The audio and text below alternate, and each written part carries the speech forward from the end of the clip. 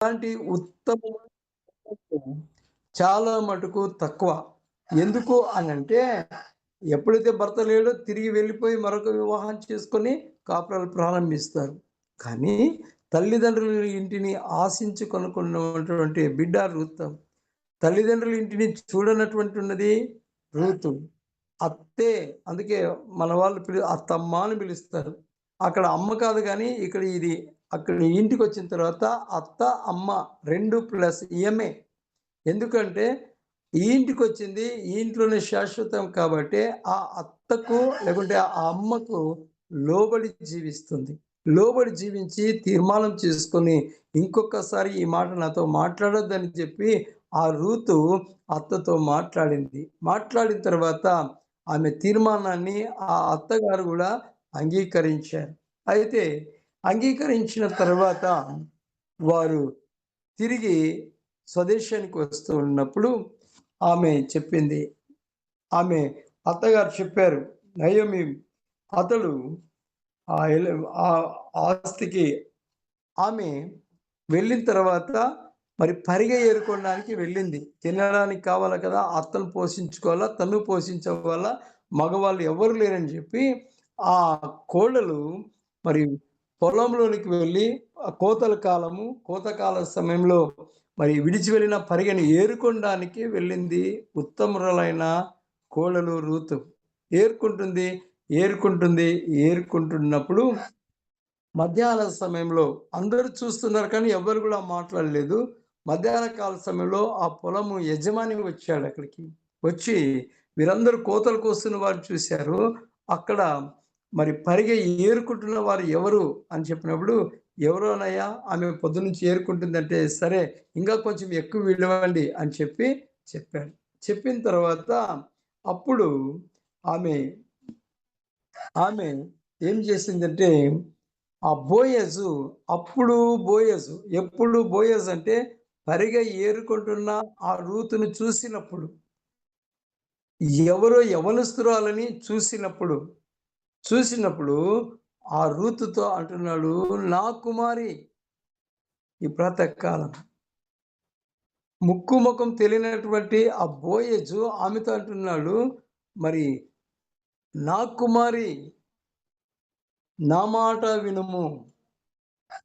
ప్రాతకాలం అక్కడ అత్త మాట విన్నది. ఇక్కడ బోయజు అంటున్నాడు, "నా మాట విను." ఏం మాటది అనంటే, లోకంలో చాలా మాటలున్నాయి. బాగున్నప్పుడేమో అందరూ బాగా మాట్లాడతారు. బాగలేనప్పుడు మన గురించి చెడ్డగా గూడా మాట్లాడతారు. ఎందుకు అనంటే, మనతో వాళ్ళ మాట వింటున్నప్పుడు, వారికి లోబడుతున్నప్పుడు, వారు చెప్పినట్లు వినుకుంటూ పోతున్నప్పుడు, వాళ్ళు మనల్ని గౌరవిస్తారు. వాళ్ళ మాటకు వ్యతిరేకంగా పోయినప్పుడు, వారు మరి మన గురించి దుష్ప్రచారం జేస్తారు. కానీ, బోయజు రూతుతో అంటున్నాడు, "నా కుమారి, నా మాట వినుము."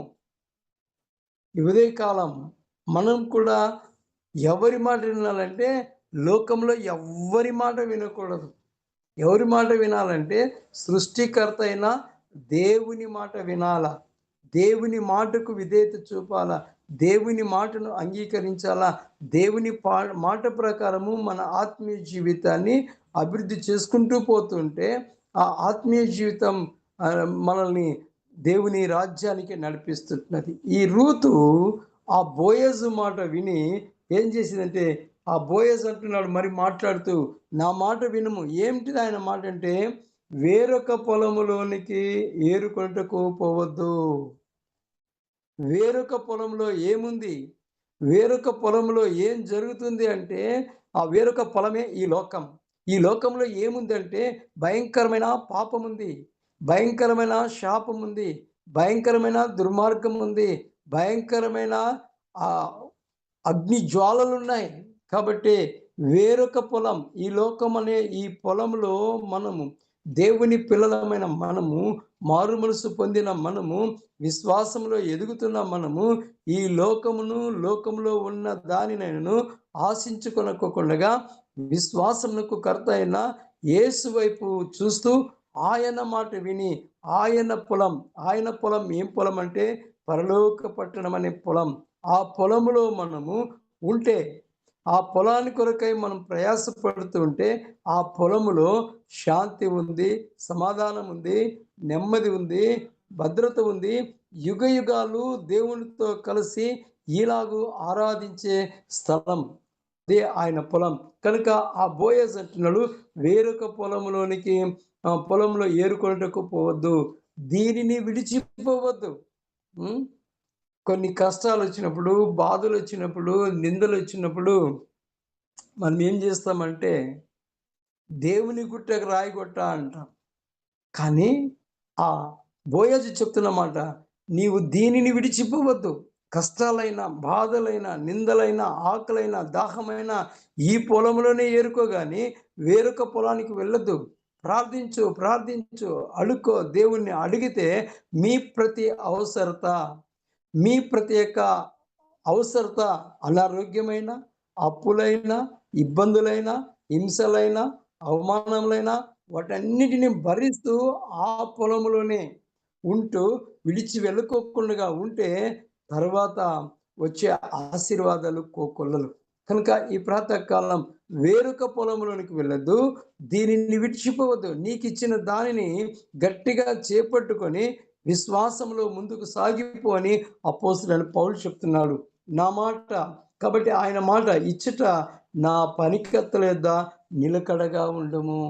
పనికత్తెలు కాబట్టి ఈ పొలంలో పని చేసేవారు, కోత విస్తారంగా ఉంది, పనివారు కొద్దరే అంటున్నారు. కానీ ఇక్కడైతే కోత కోసేవారు ఉన్నారు.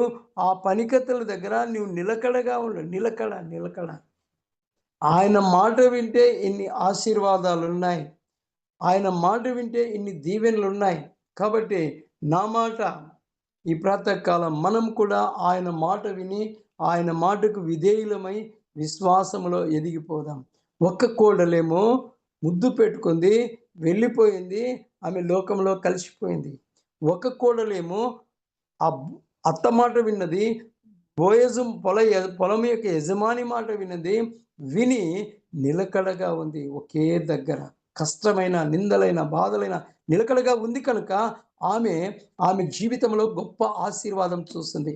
ఆ బోయజుతో అత్త మాట మరి చెప్పి విన్నప్పుడు ఆ బోయాజు ద్వారా ఆ బోయాజు నుంచి మరి యెషై నుంచి దావీదు వంశంలో నుంచి యేసుక్రీస్తును ఈ లోకంలోనికి పంపించింది రుతమ్మ. కాబట్టి ఆ మాట వింటే, బోయజు మాట వింటే, దేవుని మాట వింటే మన జీవితాలు చీకటిలో నుంచి వెలుగులోనికి వస్తాయి. కాబట్టి వెలుగులో వెలిగించబడుతూ, వెలుగులో వెలుగుతూ అనేకులకు వెలుగుగా మనం ఉంటాం. కనుక రూతు వెలుగు, ఆమె జీవితం చీకటిలో నుంచి వెలుగులోనికి వచ్చింది, ఆశీర్వదించబడింది మాట విన్నందుకు. ఇంకొక మాట చూసుకుందాం. 2వ రాజుల గ్రంథం 5వ అధ్యాయం, 2వ రాజులు 5వ అధ్యాయం 13, 15 వచనాలు చదువుకుందాం.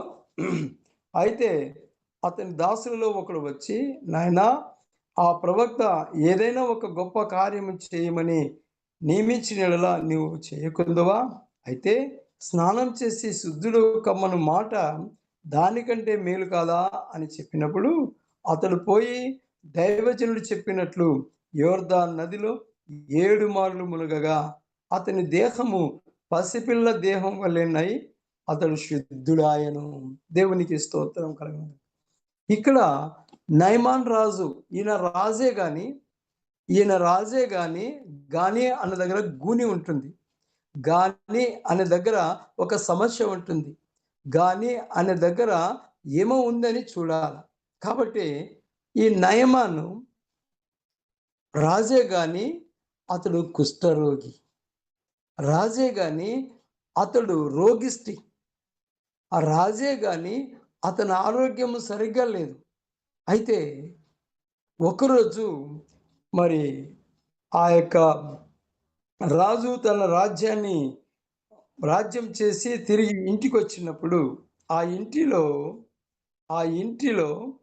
మరి షోమ్రోన్ దేశంలో ఉన్న ప్రవక్త దగ్గర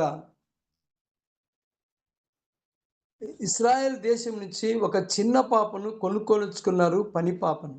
ఆ పని పాప ఎవరంటే దేవుని బిడ్డ. ఆ పని పాప ఎవరంటే దేవునిందు విశ్వాసం ఉంచినది. కానీ ఆ రాజు ఇంట్లో పని చేయడానికి తీసుకొనొచ్చుకున్నారు ఆ రాజు యొక్క కుటుంబం. తీసుకున్న తర్వాత ఆ పాప ఒకరోజు రాజుగారు డ్రెస్ విచ్చుతుంటే ఆ స్మెల్లు, ఆ చీము, రక్తము కారుతూ ఉంటే అది చూసింది ఆ బిడ్డ.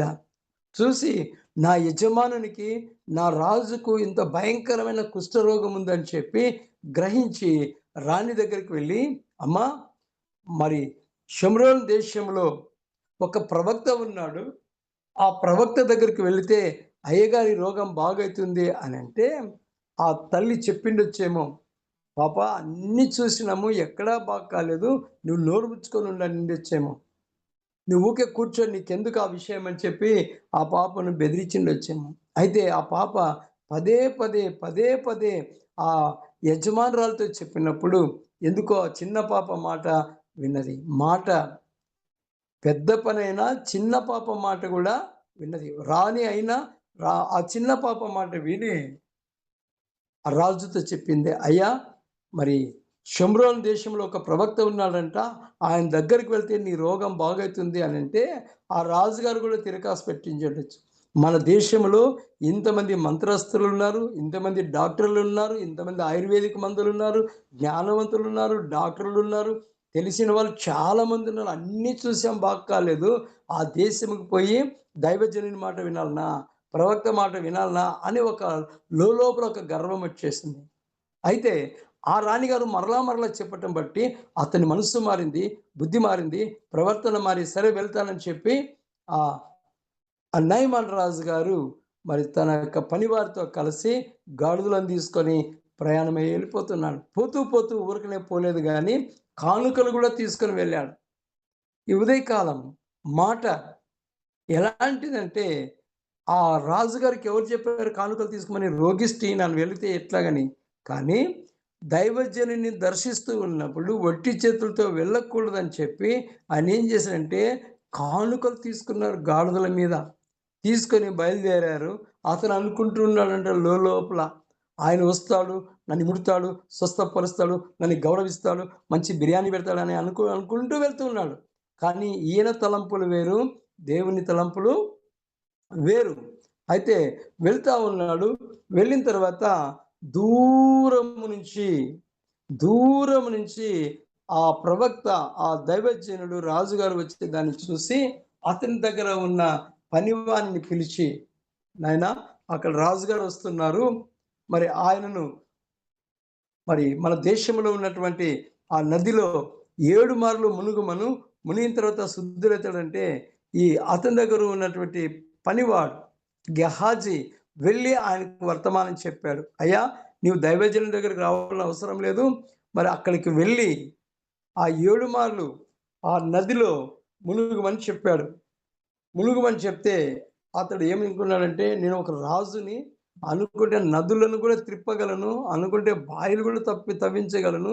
మంచి నీళ్ళతో నేను స్నానం మరి నాకు మంచి నీళ్ళు తెచ్చితే ఆ దమ్ము ధైర్యం ఉంది కాబట్టే నేను చెయ్యననుకోని ఆ నీళ్ళలో మునగడానికి ఇష్టపడలేదు. ఆ నీళ్ళలో తన రోగాన్ని పోగొట్టుకోవడానికి ఇష్టపడలేదు. ఆ మాటను తిరస్కరించి వెళ్ళాడు. ఆ మాట గెహాజీ మాటను వినుకోకుండగా తిరిగి ఇంటికి వెళ్ళిపోయాడు. ఇంటికి వెళ్ళిపోయిన తర్వాత బాగయిందని భార్య అడిగితే, లేదు, నేను వెళితే నేనొచ్చి ఆయన నన్ను ముడతాడు, నన్ను స్వస్థపరుస్తాడు, నాతో మాట్లాడతాడు అనుకున్నాను. కానీ ఆయన రాలేదు. ఒక పనివానితో నన్ను చెప్పి పంపించి నన్ను కించపరిచాడని చెప్పి తిరిగి వచ్చానన్నాడు. అయితే అప్పుడు అయితే అతని దాసులలో ఒకడు వచ్చి, అతని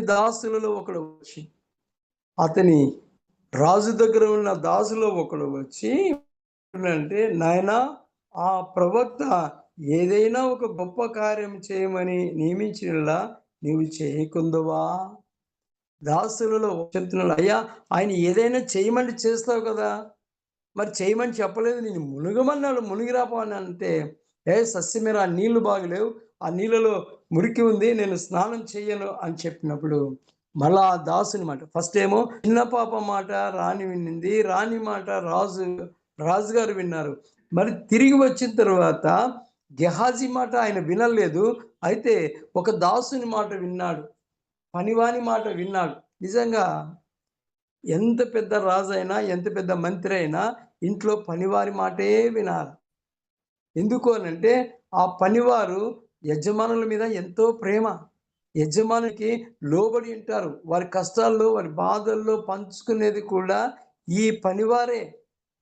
కాబట్టి ఈ పనివారు చెప్పినప్పుడు అయితే, అయితే స్నానం చేసి శుద్ధులు కమ్మను మాట దానికంటే మేలు గదా! స్నానం చేసి ఈ రాజుకి ఆ దాసుడు చెప్తున్న మాట ఏంటంటే, స్నానము చేసి శుద్ధులు కమ్మను మాట దానికంటే మేలు కదా! ఏదో పెద్ద కార్యం చేయమని చెప్పలేదు. పెద్ద గుడి కట్టమనలేదు. పెద్ద మందిరం కట్టమనలేదు. ఆయన చెప్పిందే స్నానం చేయమన్నాడు అంతే. అని చెప్పి ఆ రాజుగారికి ఆ మాట చెప్తుంటే అతని మనసు మారింది, బుద్ధి మారింది, ఆలోచన విధానం మారుకొని తిరిగి యోర్దాను నదికి బయలుదేరాడు. అతడు పోయి దైవజనుడు చెప్పినట్లు నేటి దినాల్లో దైవజనుల మాట దేవుని మాట. దైవజనుల మాట దేవుని ఆజ్ఞ. ఎవరైతే దైవజనులు లెక్క చేయకుండా వెళ్ళిపోతారో, ఎవరైతే దైవజనుల మాట వినరో వారికి ఆశీర్వాదాలు ఉండవు. ఆ దీవెనలు ఉండవు. ఎందుకంటే దైవజనుడు అభిషేకించబడిన వాడు, దైవజనుడు దేవుని చేత పిలువబడిన వాడు కనుక దైవజనుని మాట అందుకే వాక్యం చెప్తుంది. నీవు భూమి మీద దేన్నైతే బంధిస్తావో అది పరలోకమందు బంధించబడుతుంది. భూమి మీద మీరు దేన్నైతే తెరుస్తారో పరలోకమందు కూడా అది తెరవబడుతుందని దైవజనులకు ఆ మాట ఇచ్చాడు. ఆ మాట ఇక్కడ జరుగుతా ఉంది కదా! దైవజనుని మాట దైవజనుడు చెప్పినట్లు చేయి.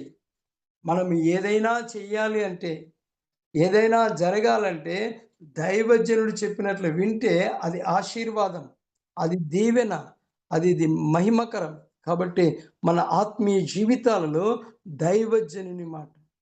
కాబట్టి ఆ రాజు, ఆ అధికారి, ఆ ధనవంతుడు ఎవరి మాట విన్నాడంటే చివరికి పిల్లల మాట, దేవుని మాట. దాసుల మాట, దేవుని మాట. చివరికి దైవజనుని దగ్గరికి వస్తూ ఉన్నప్పుడు మళ్ళా అదే గెహాజీ ఆయనకి ఎదురుగా వెళ్ళి చెప్పినప్పుడు ఆయనేం చేశాడంటే తిరిగి వచ్చి ముందర నిలిచి చిత్తగించుము యోర్దాను నదిలో పోయి దైవజనుడు చెప్పినట్లు యోర్దాను నదిలో 7 మార్లు మునగగా 7 మార్లు ఫస్ట్ మునిగాడు బాగు కాలేదు. రెండవసారి మునిగాడు బాగు కాలేదు. మూడవసారి మునిగాడు బాగు కాలేదు. ఈ విధంగా ఒకసారి 2, 3, 4, 5 అన్ని సార్లు మునిగినా రోగం బాగు కాలేదు. అతను అనుకుంటుంటాడు కొంచెం కొంచెం, కొంచెం కొంచెం బాగవుతుందేమని. అలాగే మన డాక్టర్లు కూడా చెప్తుంటారు.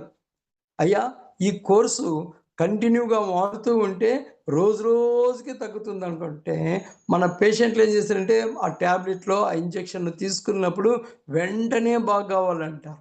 వెంటనే బాగైతే ఆ రోగము బాగు కాదు. దైవజనుడు చెప్పిన మాటకు స్నానం చేస్తూ ఉన్నప్పుడు 1, 2, 3, 5 సార్లు మునిగాడు. ఆరోసారి కూడా మునిగాడు. ఎక్కడ ఇంత కూడా స్పందన లేదు. అయితే ఏడోసారి మునిగాడు. లోపలే చూసుకుంటున్నాడట ఆ నీళ్ళలో. చూసుకుంటే లోపల కూడా ఏం శుద్ధి కాలేదు. అయితే మునిగి అలాగ లేస్తూ ఉంటే తల నుంచి అరికాలు వరకు నీళ్లు కారుతా ఉన్నప్పుడు, ఆ కారుతూ ఉన్న నీళ్ళలో అతని రోగమంతా కూడా పోయింది. దైవజనుని మాట. రోగం తొలగిపోయింది. నీళ్ళలో కాదు ఉన్నది శక్తి. నీళ్ళలో ఏమీ లేదు కానీ దైవజనుని మాటలో ఉంది దేవుని యొక్క మహిమ. దైవజనుని మాటలో ఉన్నది అద్భుతం. దైవజనుని మాటలో ఉంది ఆశీర్వాదం. అయితే అతడు లేచి చూసుకున్నాడు. పసి పిల్లవాని దేహం వలె మారిపోయింది. మారిపోయిన తర్వాత దైవజనుని దగ్గరకొచ్చి కృతజ్ఞతగా కానుకలు సమర్పిస్తుంటే, ఆ కానుకలు మాకొద్దు ఎళ్ళిపో అని చెప్పేశారు. ఆయన బాధపడుతూ వెళ్తూ ఉన్నప్పుడు వినండి. ఇక్కడ ఇంకొక ఆయనొచ్చాడు. ఆ మాటలు వింటున్నాడు. దైవజనుని దగ్గర ఉన్నటువంటి గెహాజీ గారు. అరే! ఇంత కానుక, ఇన్ని డబ్బులు. ఆదోనిలో ఒక కోతగల పండగ జరిగింది మొన్న. సుమారుగా 8,00,000 కానుకలు పడినాయంట. ఆ 8,00,000 అక్కడుండే సెక్రటరీ గారు మరి కొంచెం దాచేసుకున్నాడంట. దాచుకున్న తర్వాత ఇంకొక వారము ఆదివారం ఆరాధనకు వచ్చే లోపల ఈ పన మీద తెల్లగా మారిందంట. తెల్లగా మారి అందరూ చూస్తున్నారు. ఏమి ఎట్లయిపోయింది? ఏమి ఎట్లయిపోయింది? అంటే ఏదో తగిలిందనుకున్నారంట. కానీ అది తొన్ని రోగం.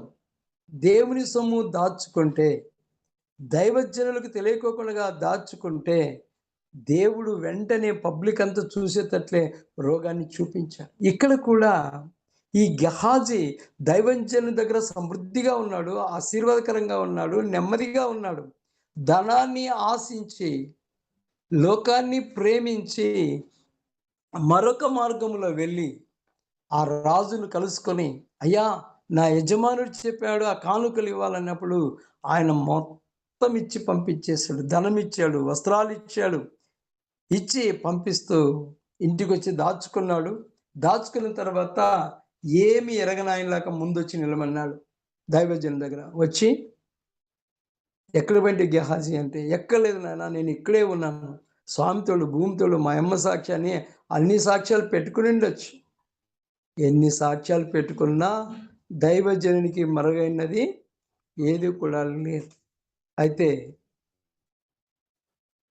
నీవు ఆ రాజు దగ్గరికి అడ్డదారిలో వెళ్ళినప్పుడు నా ఆత్మ నీతో కూడా రాలేదా రాలేదా అన్నప్పుడు ఆ మనసు గద్దించిందంట అక్కడ. అయినా ధనాన్ని ఆశించాడు, తీసుకొని దాచుకున్నాడు. వెంటనే దైవజనుని శాపం వచ్చేసింది. దేవుని దగ్గర సేవకుని దగ్గరే ఉన్నాడు, ప్రార్థనలోనే ఉన్నాడు, పాటలే పాడుతున్నాడు, వాక్యమే చెప్తున్నాడు, వాక్యమే వింటున్నాడు, దేవుని సేవకుని పాదాలే ఒత్తుతూ ఉన్నాడు, అన్నీ చేస్తున్నాడు.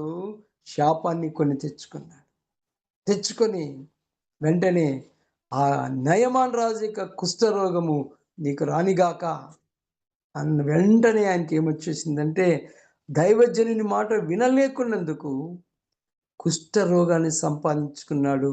అతని కథ ఆటికే ముగిసిపోయింది. ఈ ప్రాతకాల సమయంలో మన జీవితంలో మనం కూడా ఒక ఓర్పా వలె, ఒక గెహాజీ వలె ఉంటే చివరికి నరకానికి వెళ్తాం. అక్కడ అగ్ని ఆరదు, పురుగు చావదు. కానీ దైవజనుని మాట వింటే, దేవుని మాటకు లోబడితే అంత పెద్ద మొయాబురాలు అన్యురాలు మనసు మార్చుకొని, బుద్ధి మార్చుకొని అత్త మాటకు లోబడింది.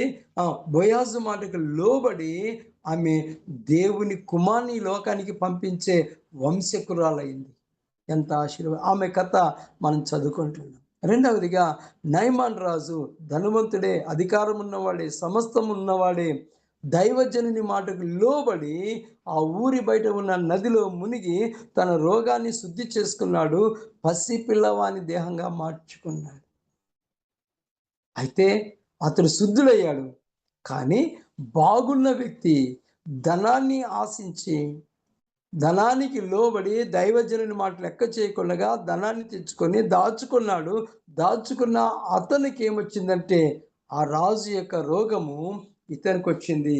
ఇతడు కుష్ఠ రోగముతోనే నశించి చనిపోయినట్లు చూస్తున్నాడు. కనుక ఈ ఉదయకాలం మన మాట ఆయన మాటగా ఉన్నట్లయితే, మన మాట ఆయన చిత్తానికి లోబడితే, మనం ఈ లోకంలో ఎవ్వరి మాట వినుకోకున్నా పర్వాలేదు, కానీ దేవుని మాట వింటే, దేవుని మాటకు లోబడితే, దేవుని మాటకు విధేయత చూపితే మన జీవితం, మన కుటుంబం, మన సంఘాలు, మనం చేస్తున్న పనులు, మన పిల్లలు మరి అన్నీ ఆశీర్వాదకరంగా పసిపిల్ల దేహం వలె, రూతు వలె ఆశీర్వదించబడతాం. ఈ ఉదయకాలం ఆ ఆశీర్వాదం కావాలంటే ప్రభు అయిన యేసునందు నమ్మకం ఉంచి ఆయన మాటకు లోబడి ముందుకు సాగిపోవడానికి పరిశుద్ధాత్మ దేవుడు మనకు సహాయం చేయునుగాక.